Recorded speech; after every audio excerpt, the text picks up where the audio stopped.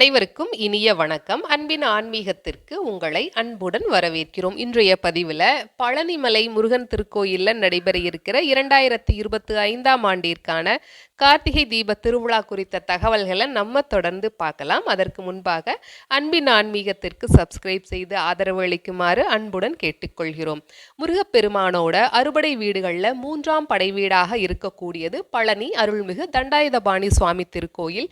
இந்த திருக்கோயிலில் 2025ஆம் ஆண்டிற்கான கார்த்திகை தீப திருவிழா நவம்பர் மாதம் 27ஆம் தேதி வியாழக்கிழமையன்று காப்பு கட்டுதலோட ஆரம்பமாக உள்ளது.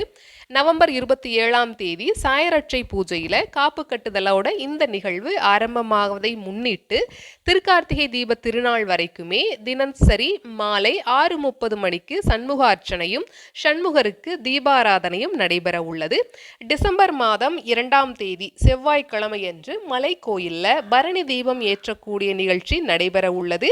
அதற்கு பிறகு டிசம்பர் மாதம் 3ஆம் தேதி புதன்கிழமை திருக்கார்த்திகை தீப திருநாளன்று அதிகாலை 4 மணிக்கு நடை திறக்கப்படுகிறது. 4 மணிக்கு நடை திறக்கப்பட்டு விஸ்வரூப தரிசனமும் விசேஷ பூஜைகளும் நடைபெற உள்ளது.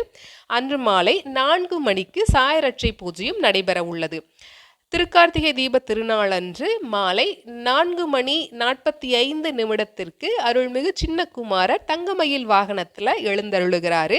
அப்பொழுது மலை கோயிலில் 4 மூலைகளிலுமே தீபம் ஏற்றும் நிகழ்வும் நடைபெற உள்ளது.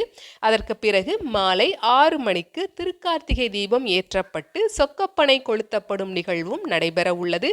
இந்த நிகழ்விற்கான ஏற்பாடுகள் சிறப்பான முறையில் செய்யப்பட்டு வருகின்றன.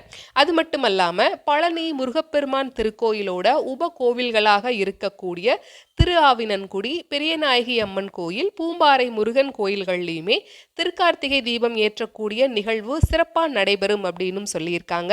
இந்த நிகழ்வில் நாமும் கலந்து கொண்டு முருகப்பெருமானின் அருளை பெறுவோம். இந்த பதிவு உங்களுக்கு பயனுள்ளதாக இருந்திருக்கும். ஞாபகமாக லைக் பண்ணி சப்ஸ்கிரைப் பண்ணி உங்களுடைய கருத்துக்களையும் கமெண்ட் பாக்ஸில் தெரிவியுங்க. நன்றி, வணக்கம்.